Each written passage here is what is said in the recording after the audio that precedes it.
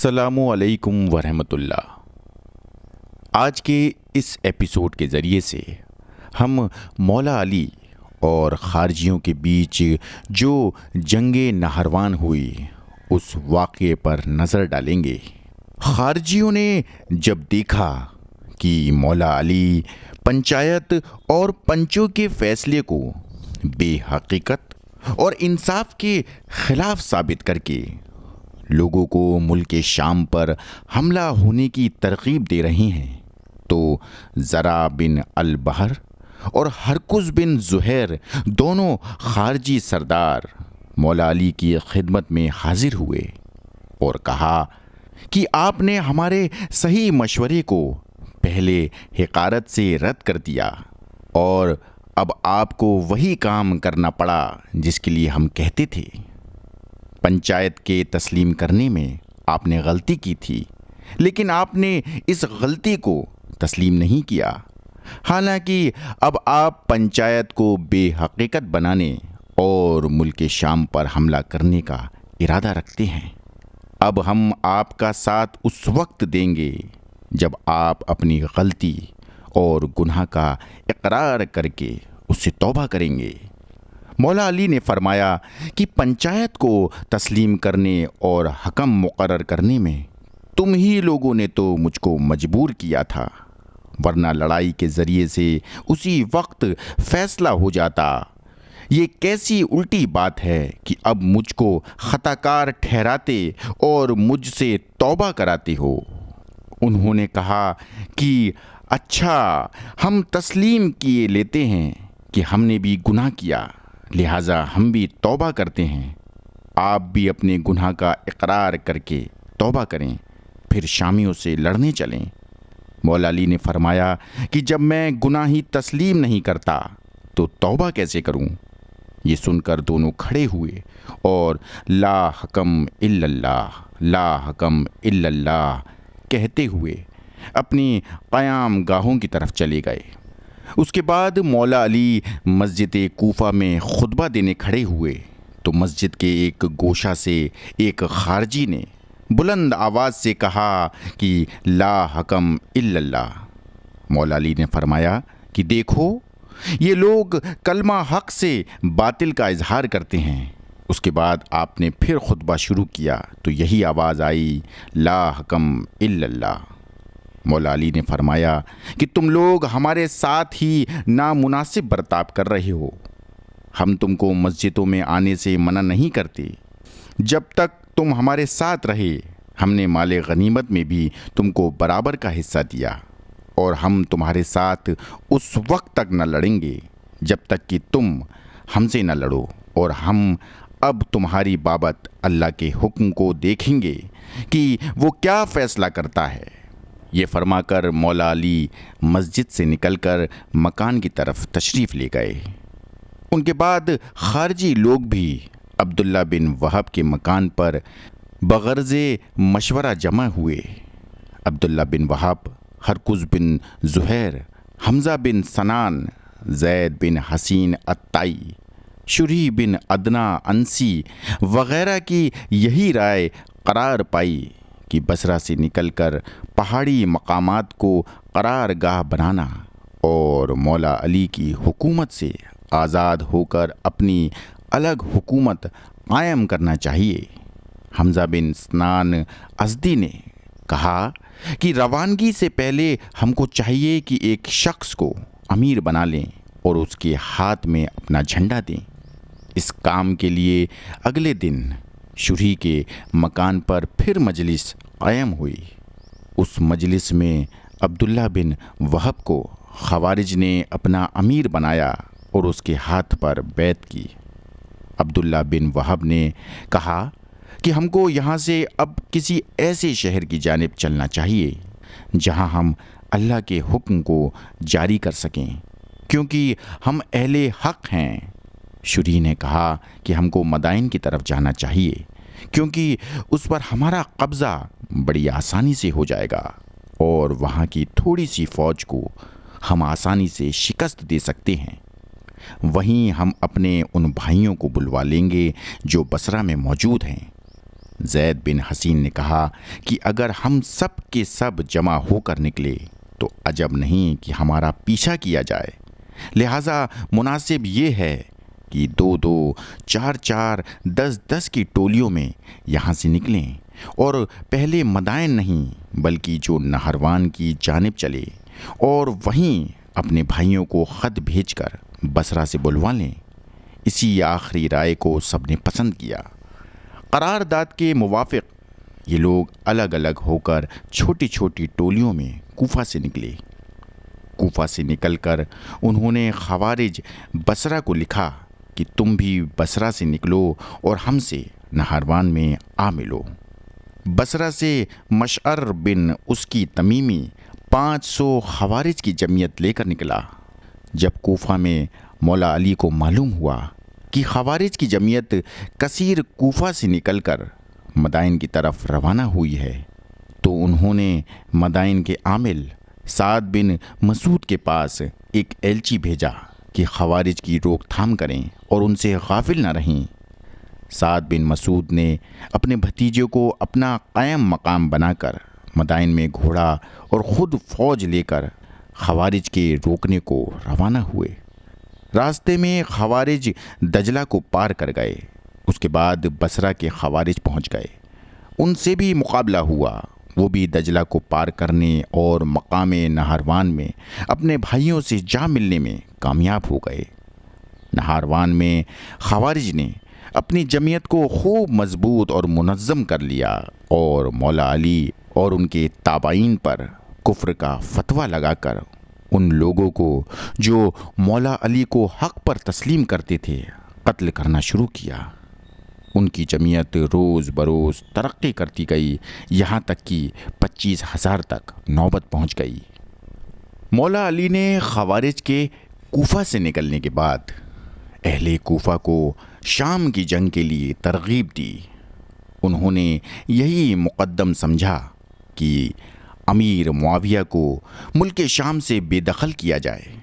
خوارج کے فتنے کو وہ زیادہ اہم اور شام کی مہم پر مقدم نہیں کرنا چاہتے تھے، چنانچہ انہوں نے بصرہ کی جانب عبداللہ بن عباس کے پاس خط بھیجا کہ شام کی جنگ کے لیے جس قدر فوج ممکن ہو روانہ کر دو۔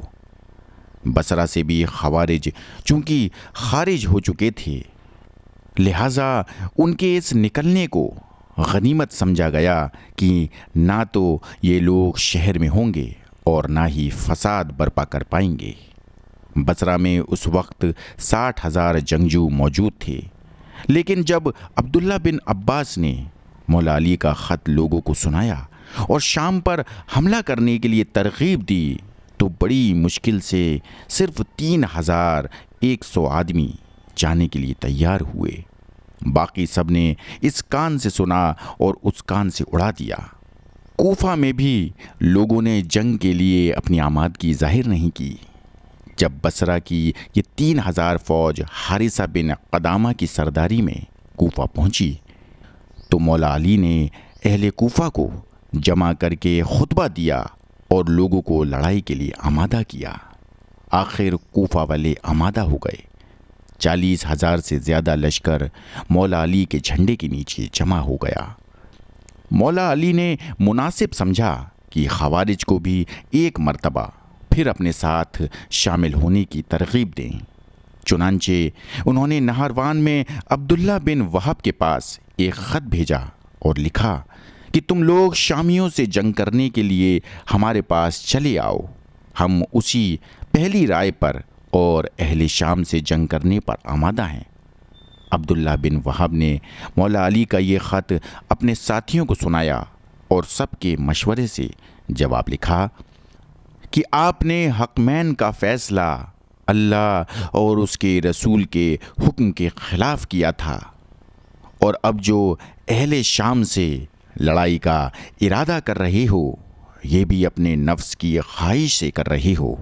اگر آپ اپنے کافر ہونے کا اقرار کرنے کے بعد توبہ کرو تو ہم آپ کی مدد کو تیار ہیں، نہیں تو ہم آپ سے لڑنے کو آمادہ ہیں۔ اس خط کے آنے سے مولا علی کو خوارج کی طرف سے مایوسی ہوئی، مگر انہوں نے ملک شام پر چڑھائی کرنے کے ارادے کو ختم نہیں کیا۔ مولا علی کی تمام تر کوشش خوارج کو راہ راست پر لانے میں صرف ہوئی، لیکن وہ کسی طرح مصالحت کی طرف نہ آئے۔ مولا علی جب ان سے یہ کہتے تھے کہ تم ہی لوگوں نے تو مجھ کو لڑائی بند کرنے کے لیے مجبور کیا تھا، اب تم کس منہ سے مجھ کو ملزم قرار دیتے ہو، تو وہ کہتے تھے کہ ہم اپنی خطا اور غلطی کو تسلیم کرتے ہیں، آپ بھی اپنی خطا کو تسلیم کرو۔ ہم مانتے ہیں کہ ہم غلطی کر کے کافر ہو گئے تھے، لیکن توبہ کر کے مسلمان ہو گئے، اسی طرح آپ بھی توبہ کر کے مسلمان ہو جاؤ، تاکہ ہم اپنا فتویٰ جو آپ کے کفر کی نسبت دے چکے ہیں واپس لے لیں، نہیں تو ہم آپ کو کافر یقین کرتے ہوئے آپ کے خلاف جہاد کریں گے۔ اسی درمیان مولا علی کے پاس عبداللہ بن خباب صحابی کے شہید ہونے کی خبر پہنچی۔ دراصل عبداللہ بن خباب کسی سفر میں تھے کہ نہاروان کے قریب سے گزرے اور خوارج کی ایک جماعت کو معلوم ہوا کہ یہ صحابی ہیں۔